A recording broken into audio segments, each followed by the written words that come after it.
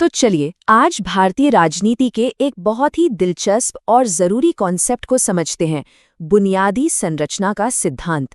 कहते हैं कि ये हमारे लोकतंत्र का एक तरह से सुरक्षा कवच है। तो आइए देखते हैं कि ये है क्या। शुरुआत एक सीधे से सवाल से करते हैं।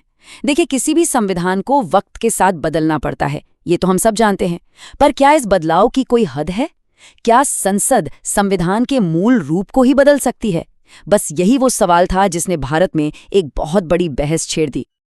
और उस बड़ी बहस का जवाब मिला बुनियादी संरचना के सिद्धांत के रूप में। अगर आसान भाषा में कहें तो ये संविधान की एक अदृश्य सेफ्टी शील्ड या सुरक्षा ढाल है।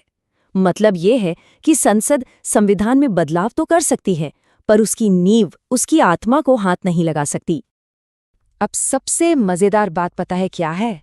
ये जो सिद्धांत है ना, ये संविधान की किताब में कहीं लिखा ही नहीं था। ये तो सुप्रीम कोर्ट के एक ऐतिहासिक फैसले से निकला। एक ऐसा फैसला जिसने भारत के संवैधानिक इतिहास का रुख ही मोड़ दिया। और वो ऐतिहासिक मामला था केशवानंद भारती बनाम केरल राज्य। साल था 1973। इसे आज भी भारतीय न्यायपालिका के सबसे अहम मुकदमों में गिना जाता है। इस केस की अहमियत का अंदाजा आप इसी बात से लगा सकते हैं कि इसकी सुनवाई के लिए 13 जजों की बेंच बैठी थी। सोचिए, 13 जज। आज तक के भारतीय इतिहास में इतनी बड़ी संवैधानिक बेंच कभी नहीं बैठी। और फैसला आया 7-6 के बहुत ही करीबी अंतर से। मतलब भारत के संवैधानिक भविष्य का इतना बड़ा फैसला सिर्फ एक वोट से तय हुआ। उसी एक वोट ने इस सिद्धांत को जन्म दिया। इस पूरे फैसले का जो निचोड़ था वो जस्टिस HR खन्ना के तर्क में था। उन्होंने एक सीधी सी बात कही, संविधान सर्वोच्च है, संसद सर्वोच्च नहीं है। मतलब संसद को संविधान में बदलाव करने का अधिकार तो है, पर यह अधिकार अनलिमिटेड नहीं है। वो संविधान की बुनियादी बनावट को नहीं बदल सकती। तो जाहिर है अगला सवाल यही उठता है कि आखिर ये बुनियादी संरचना है क्या? कौन कौन सी चीजें हैं जिन्हें संविधान की आत्मा माना गया है और जिन्हें बदला नहीं जा सकता? इसमें सबसे पहली और सबसे बड़ी चीज है संविधान की सर्वोच्चता। यानी इस देश में कोई भी, चाहे वो सरकार हो, कोई संस्था हो या कोई इंसान, कोई भी संविधान से ऊपर नहीं है। फिर आता है दूसरा सबसे अहम स्तंभ, धर्मनिरपेक्षता। मतलब कि देश का कोई धर्म नहीं होगा और सरकार सभी धर्मों के साथ एक जैसा बर्ताव करेगी। ये हमारे देश की पहचान का एक बहुत जरूरी हिस्सा है। और तीसरा है शक्तियों का बंटवारा। इसका मतलब है कि सरकार के 3 अंग हैं, कानून बनाने वाली विधायिका, उसे लागू करने वाली कार्यपालिका और न्याय करने वाली न्यायपालिका। ये तीनों एक दूसरे से आज़ाद रहकर काम करेंगे ताकि पावर का बैलेंस बना रहे। अब इस स्लाइड पर एक पूरी लिस्ट है। इसमें संविधान की सर्वोच्चता, एक लोकतांत्रिक सरकार और धर्मनिरपेक्षता तो है ही, साथ ही न्यायिक समीक्षा, मतलब अदालतों का कानूनों को परखने का अधिकार, देश का संघीय ढांचा, मतलब केंद्र और राज्यों के बीच शक्तियों का बंटवारा, और आज़ाद और निष्पक्ष चुनाव भी शामिल हैं। और हाँ, एक बात याद रखने वाली है कि ये लिस्ट यहीं खत्म नहीं होती। कोर्ट समय के साथ इसमें और भी चीजें जोड़ सकता है।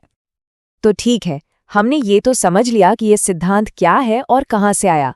पर सवाल ये है कि असल जिंदगी में इससे फर्क क्या पड़ता है?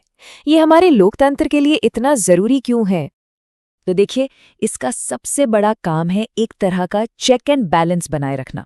ये पक्का करता है कि संसद अपनी ताकत का गलत इस्तेमाल करके तानाशाही ना बन जाए। ये हमारे लोकतंत्र और संविधान की असली पहचान को बचाता है। जरा सोचिए, अगर ये सिद्धांत न होता तो कोई भी सरकार बहुमत के दम पर हमारे मौलिक अधिकारों को भी तो छीन सकती थी।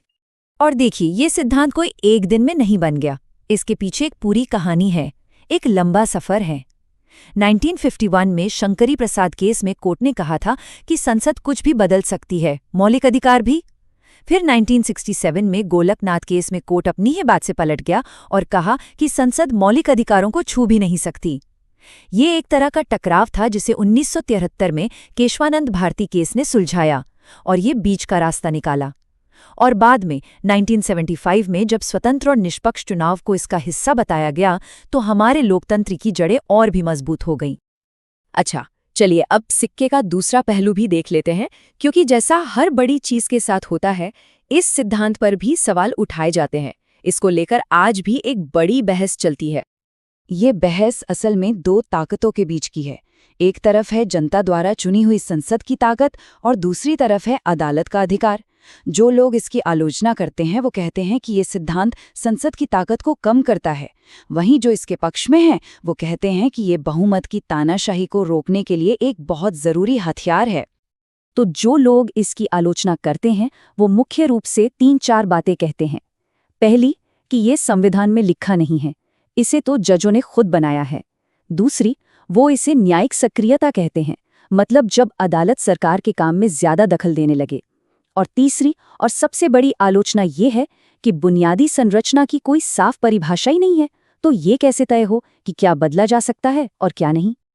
तो कुल मिलाकर हम कह सकते हैं कि ये जो बुनियादी संरचना का सिद्धांत है, ये वाकई संविधान की एक सुरक्षा ढाल है। ये एक अनोखा काम करता है।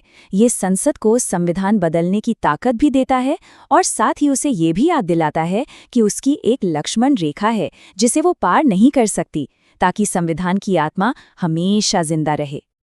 लेकिन ये हमें एक बहुत बड़े और गहरे सवाल के साथ छोड़ जाता है। अगर हमारे संविधान की आत्मा की रक्षा की आखिरी जिम्मेदारी उन जजों पर है जिन्हें हमने और आपने नहीं चुना, तो फिर जजों से लोगों की रक्षा कौन करेगा?